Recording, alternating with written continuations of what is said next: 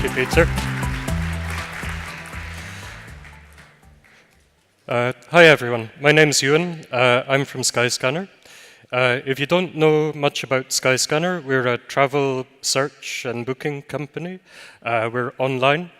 And we have about 70 or 80 million users per month, so that means that I've got lots of data to work with. I have lots of data about where people are searching, what they're booking for, which flights they like, which hotels they like, all this sort of stuff.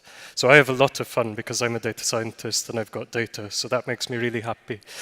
What I'm here to talk to you about today is this topic of customer-centric data science, because I believe that this is a very good technique for a good framework to build your data science practice around. And that's what really I'm sharing with you today. So let's get on with that. The first thing, what is customer centricity? I take this definition from this book. Peter Fader is an American business professor. He talks about customers. He talks about measurement quite a lot. And the statement that he makes is that customer centricity is all about recognizing that all of your customers are individuals and changing your business approach so that you deal with customers as individuals. You don't consider them as one homogeneous group. You think of them as all different to each other. It's not about being awesome at customer service. That's a different dimension. This is purely about how do you know when a customer is an individual and how do you recognize that and how do you build the data around that. I think that this is a great approach for data science. One thing is that it gives you one of the most wonderful data sets to work with. If you have a customer-centric data set, then it gives you a lot of raw material to work with. As well, taking this mindset means that you can solve some really novel problems in an interesting way. So doing this for your data science team is really very, very powerful from that point of view. And finally, it makes sure that you're solving a real human problem, that you're always talking about customers, you're talking about value delivered to customers, so it's very, very easy to make sure that you're always thinking about the customer because you're always talking about them. So I really like this approach for these reasons. First thing that I'm going to talk about is how do you get this customer-centric data set. I'm not going to talk about specific technologies or vendors or anything like that. You can go outside and talk to vendors, or you can go to your cloud providers and things like that to have that conversation. Here I'm talking about the strategy and the principles that you can do to do that. So first of all, what does the data set look like? It's really quite simple. Every time that a customer has an interaction with your product, you log a row in this data set. And you say what the user ID was, so who did the interaction, when they did it, the timestamp, and the details on that interaction. So in my case, that would be they did a search from Stockholm to London, maybe. If you're in music streaming, it would be they started playing this song on this, from this artist. So that's what goes into the event details, the real rich part of the information there. And what this tells us is it gives this very simple conceptual data set gives us some very good principles for how to get a customer-centric data set. The first one is we need to have a really strong idea of what a customer ID is, because if we don't have a good customer ID throughout our organization, then we've got nothing to put in that first column there. So you need to know how you're talking about your customers. How do you know who everybody is? The second thing, this is aspirational. We want to have every single interaction in this data set. So everything that they do should cause a new row to appear here. That means that this is a very big data set potentially, and you need to think about the storage and the accessibility implications of that. The storage of this data, we touched on it there, but like how are you going to store this large volume of data? And this is customer data. How are you going to store it securely? How are you going to do that? So that's a very simple statement to make, but there's a lot of technological choices that you have to make here. No data silos. We've seen a few talks at this event already about the damage that a data silo can do to your data set.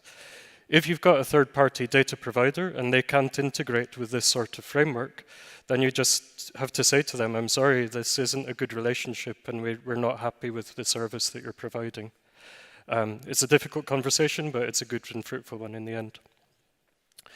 We have to get consent to use the user's data in this way. This is a GDPR thing, but also we should go further than just the minimal set of things that GDPR tells us to do.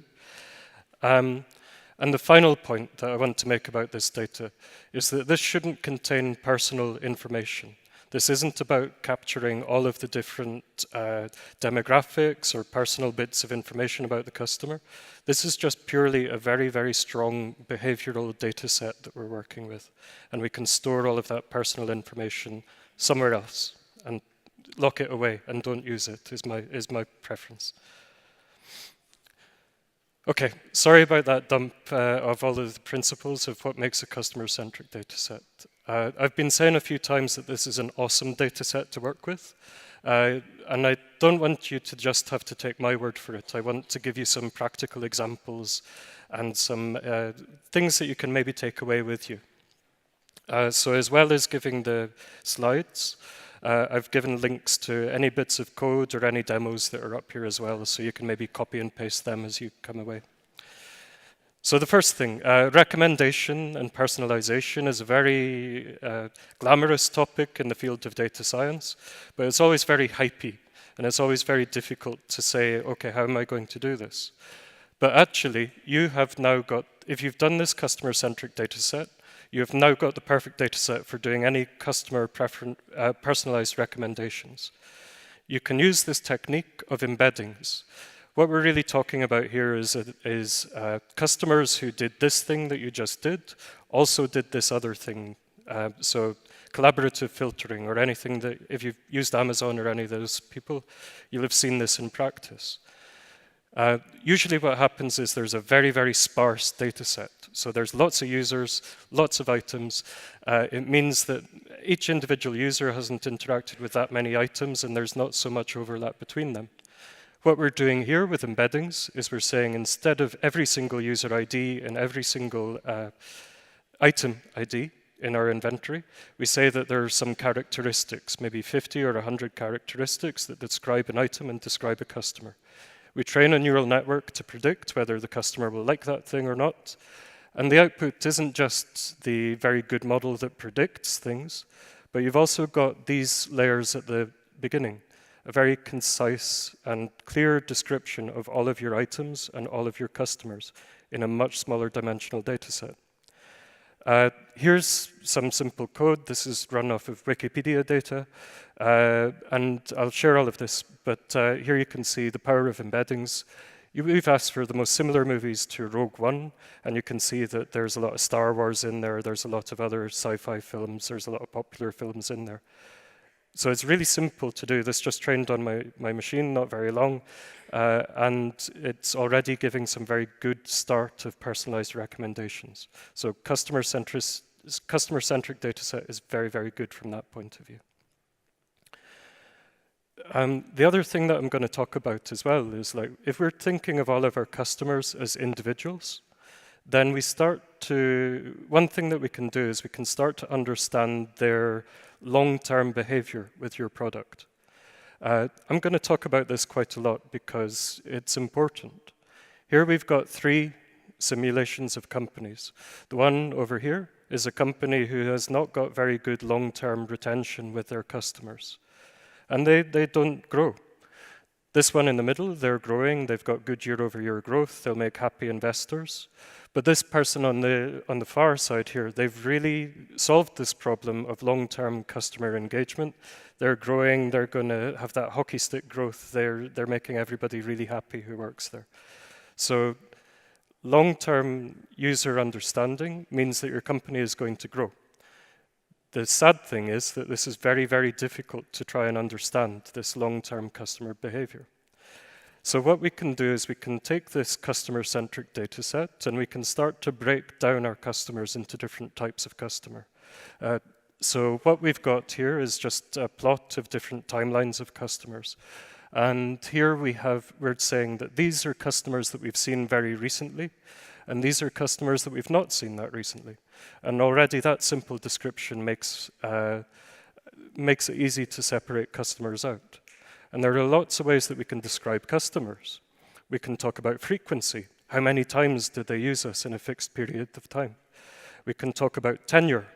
How long have they been our customer for? So have they been just for a short period of time, or have they had a relationship with us for a long period of time? And this one of clumpiness. This one is where maybe if you're using Netflix, then over a very short period of time when the new series comes out, then you'll use Netflix a lot. And then for the remainder of the time until the next series comes out, you won't be using Netflix that much anymore. And we can make a mathematical description of customers in this way. Again, coming from this data set, it gives you a very powerful way of describing customers. And you can do things like this. You can segment your customers. And we can say, OK, they're starting to form into different groups. These people have different behaviors. These people have different customer lifetime values. These people have different preferences. These dimensions fit really nicely with all the other different types of description that you might have in your data set, and you can start putting them into predictive models. There's a lot of richness that you get when you've got that customer level data set, and try and describe your customers in that way. Pardon me. Okay. I'm going to keep talking about long-term behavior because it's a field that really excites me. It helps your company. It's a very vital problem to solve. We're going to talk about customer lifetimes. Or another way of thinking about this is churn. If you're in a company, churn is one of the most important things that you should be thinking about. When are people stopping using me? Now, usually what we find is that in a lot of companies, we don't have a contract with our customer. We're in a non-contractual setting.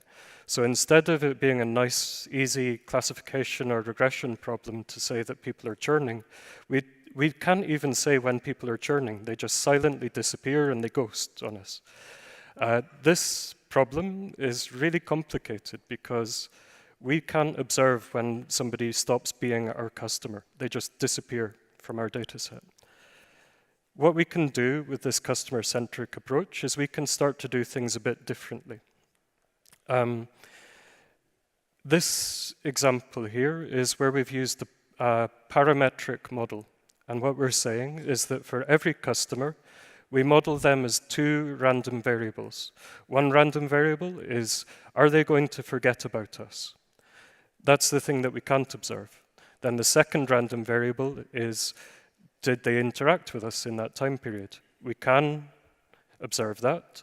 We make a model, we feed the parameters in, and we start to get nice, pretty plots like this.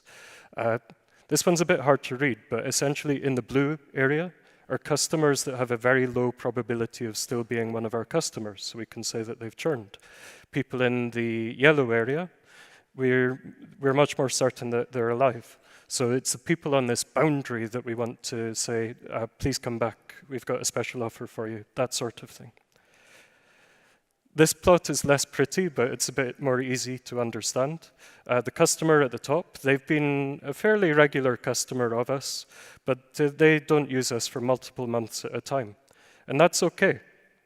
You can see that when they don't use us for a long period of time, the probability of being an alive customer still stays quite high.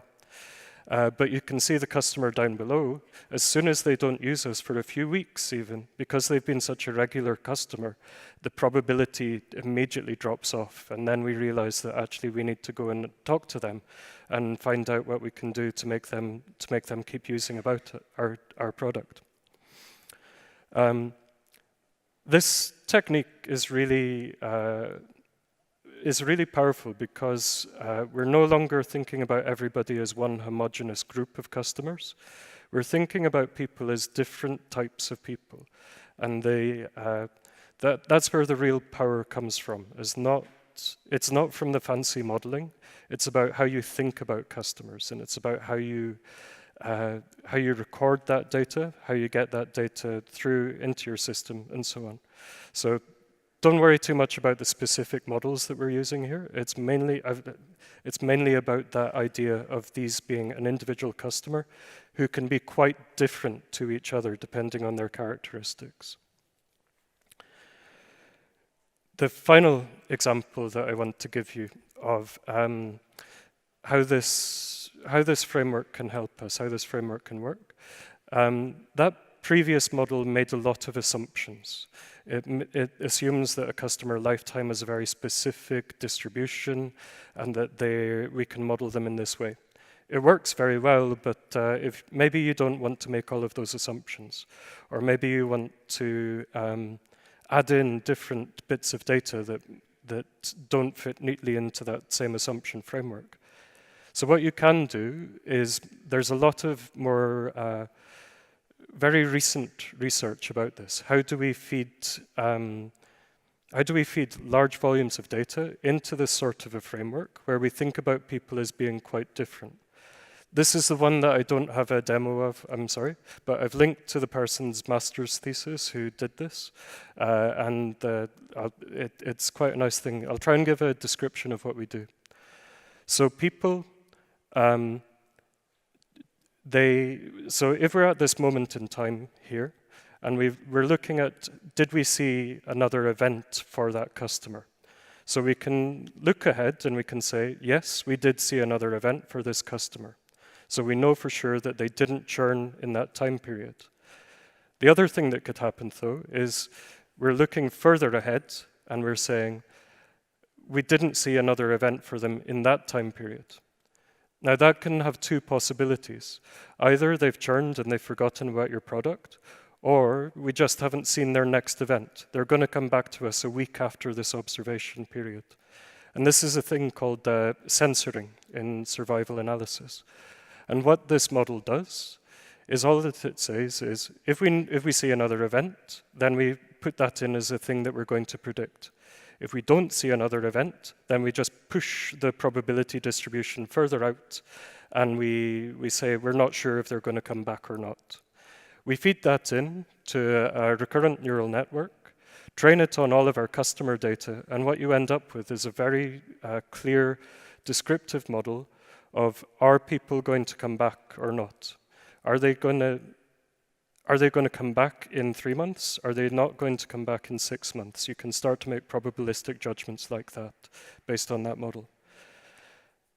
This is going really deep, and I don't want to go too deep into this, but what I'm trying to show here is that this framework really works well at all levels. We're either just describing what customers are doing, we're making statistical models, or we're going right into the weeds of deep learning and all this sort of stuff. And that's really what that's where I want to stop. There's a few things that I hope that I've convinced you of here. One is this approach of being customer-centric. It really helps you make a very rich and powerful data set. This data set that I have to work with is the one that makes me happiest that I've ever had to work with. It allows us to solve problems in a very innovative way. We're no longer thinking about customer lifetime value as an accountancy problem. We're thinking about customer lifetime value as a prediction of an individual user and how are they different to other users.